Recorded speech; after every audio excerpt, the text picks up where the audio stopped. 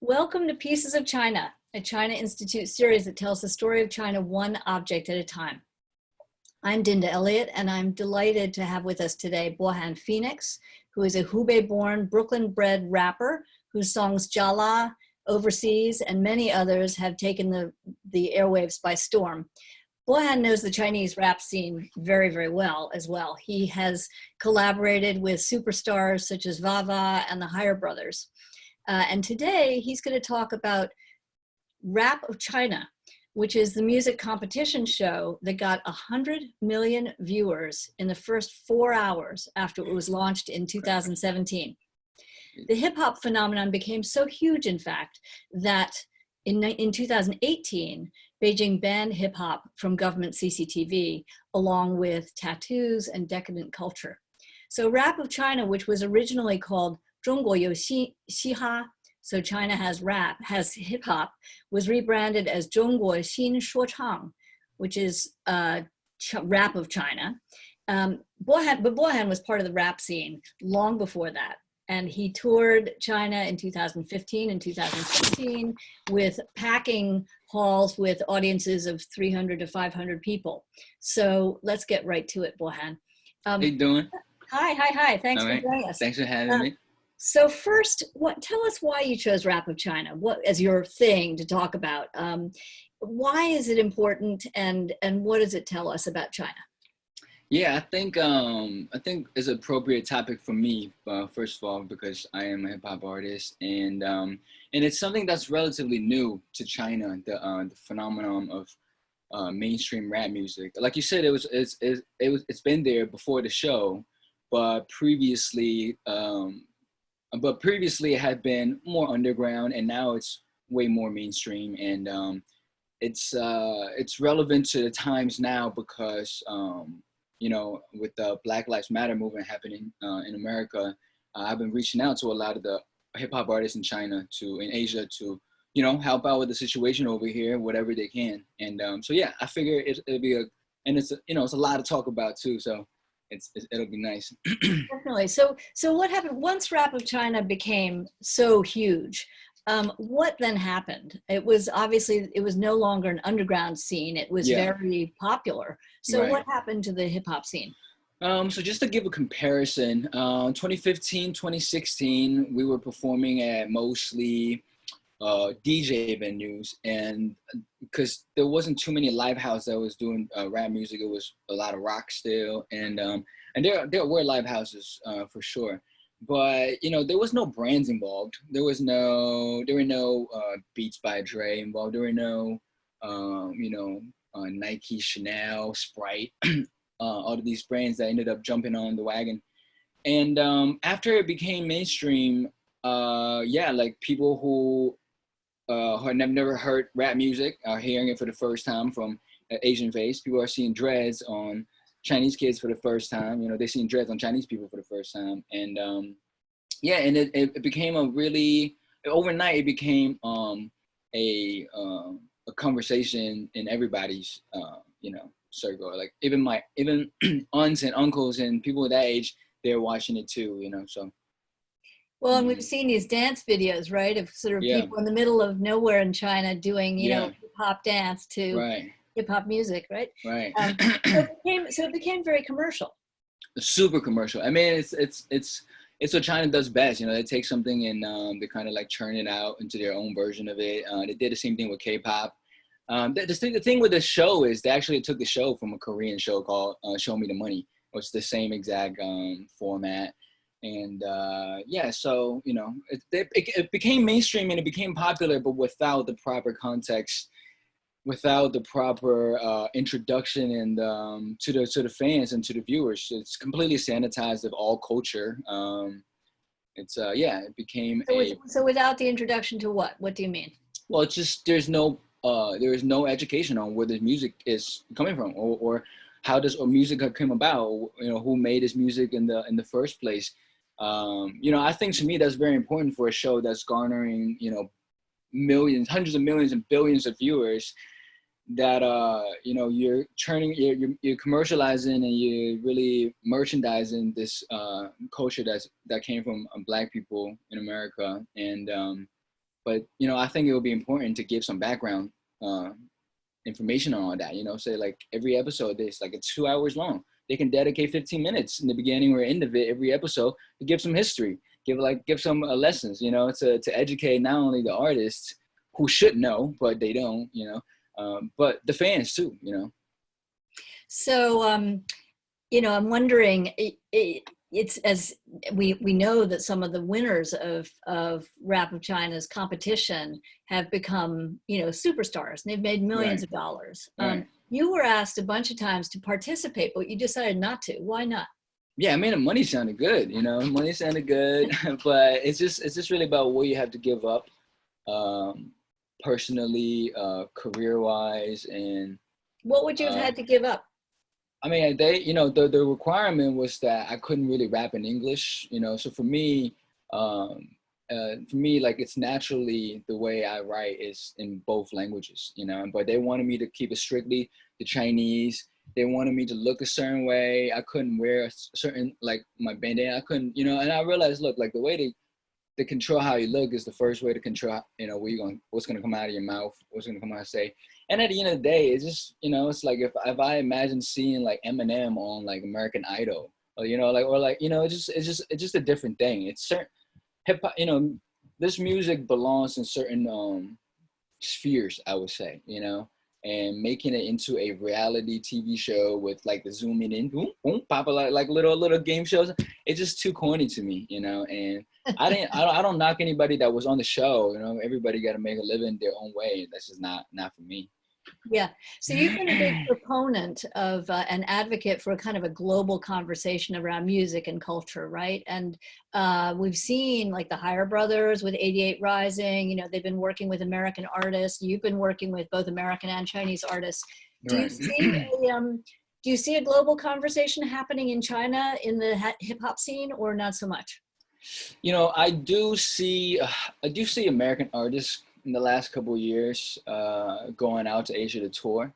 I think they realized that there's a big audience out there as well. And besides, cheering on their own domestic artists, they have a yearning to see Western artists. But there really isn't any, in my opinion, there really isn't any substantial form of engagement going on. It's like someone will show up to a city, do a show, go out to a nightclub, get drunk, and then next morning they're gone. There's not much immersion, either way. There's not much immersion either way. When Higher and them gets flown out to the States to do tours, they go to the studio, make the music with the artists, and to do the shows, but there's no really actual engagement with the Black community. I think for companies that are making, like 88, they're making millions and millions of Black culture with Asian artists only. I think they have a responsibility and they have a very heavy role to play in mediating a lot of misunderstandings between the East and the West. They have such a heavy presence and resources in China. I mean, at a time like this, they have a responsibility to educate, not just forget about the general public in China, just at least the fans, because a lot of the fans, hip hop fans in China, they're a fan of hip hop, but you go on Weibo and you see some of the comments they say about Black people, about Black Lives Matters, and it's really sad. It's a complete opposite. It shouldn't happen like that. So ADA has the opportunity and the resources to educate the fans and have them be voices of reason and hubs of change out there. Because we were talking about previously, the racism is very much a thing in China. Especially even though it might not be based on any actual context or history, the prejudice is heavy. And ADA. Tell me the story of when you went to China, right, with your group. Yeah. And you visited your aunt, I think you said. Yeah, so when we went, about that. my aunt in Chengdu, who is where my family stay with. All my family's in Chengdu except my mom here. So my grandfather, my aunt, my cousins, and every time I go back to Chengdu, I stay with them. And my aunt used to be terrified for me because to her, what she understood of Brooklyn as it was a Black people area. that's a narrative that drifts over from the media, you know, from over here to China. And she thinks, you know, Black people are poor, Black people are scary, Black people are bad, and it's an innate thing, you know. She doesn't understand it. She has never met a Black person, never spoke to a Black person, don't know anything about Black culture. And so on tour, two of my bandmates, Ralph and Zach, they're both Black, and we ended up staying at her apartment for a whole week. And at the end of the week, she fell in love with him. You know, she's 60 years old. She's trying to learn their English names. She says Raph instead of Ralph because she can't say the L, you know, and she still asks me about him to this day. And, you know, in China, you live in these xiaoqus, you live in these little communal spaces, like they're like apartment buildings. And so her peers, you know, older Chinese folks that have never probably left Chengdu are seeing her walking in and out of xiaoqu with these two, just got 6'5", 280-pound Black dude. And so they're asking her which, oh, Qinghong, what is like, you know, hey, what is Black people like, you know? And she's telling us like, oh my God, they're, you know, they're the best, you know. She's sending them photos of them too, you know.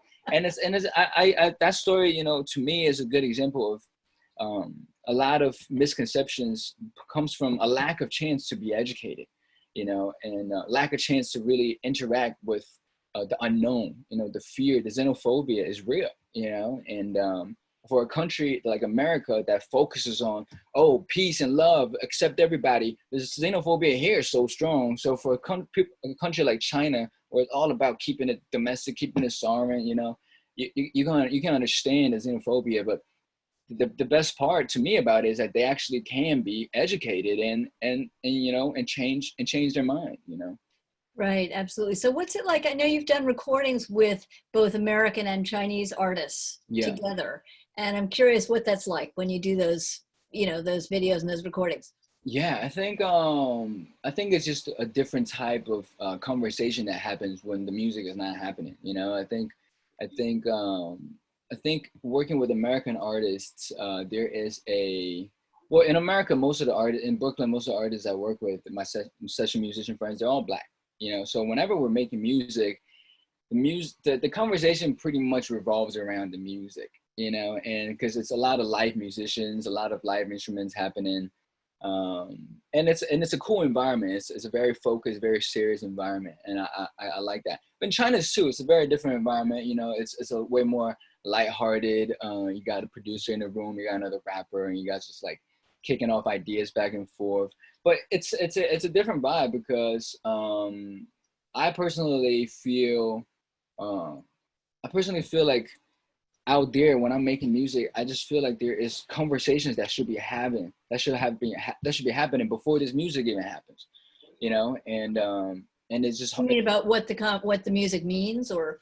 Yeah, just I'm come to realizing it recently, you know, that maybe before, I mean, this is all, you know, maybe before the show became such a popular thing, you know, that there should be some conversations about this music itself, you know. And The origins of the hip hop movement. Yeah, I mean, just because in the States, the music, it took decades. It was a very natural progression, you know, and people who are participating in it, they understand their role, they understand what they're doing, you know. But in China, it became so quick.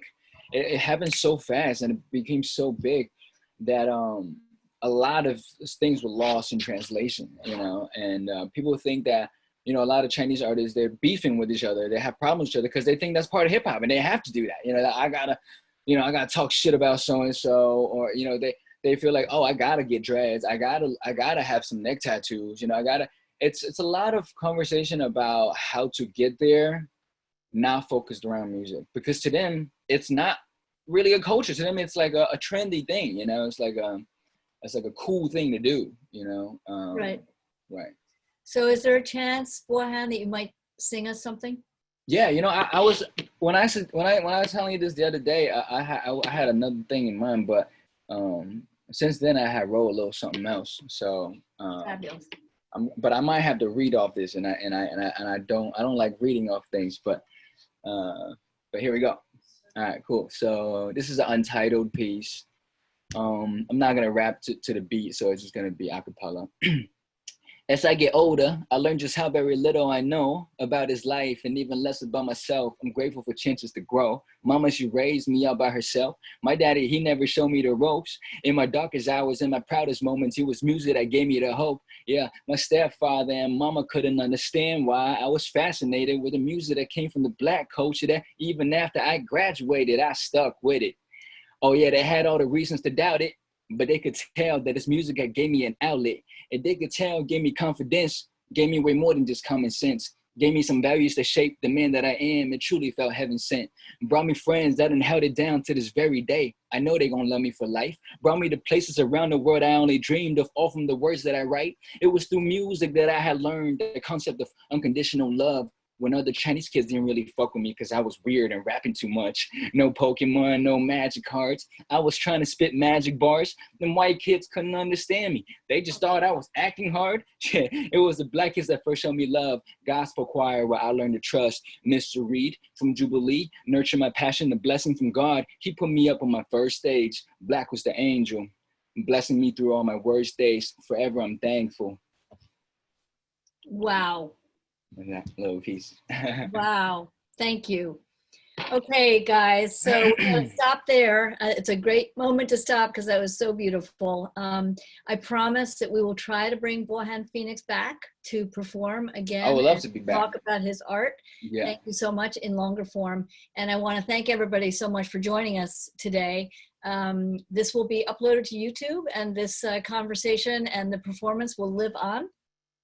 Join us next week on Thursday, July 16th to hear from Hong Kong-born rising star chef Lucas Sin, who's going to talk about the magic. Lucas is awesome. Yeah, wow, he's yes. going to talk about the magic he sees in the humble clay pot. Amazing. So finally, I want to encourage you all to please become members of China Institute. You'll get great discounts, of course, but more importantly, you will be helping us bring brilliant artists like Bohan Phoenix to these programs. And Bohan, thank you so much again for helping us tell the story of China. Absolutely, my pleasure. You're the best. All right, guys, have a good one. Take care.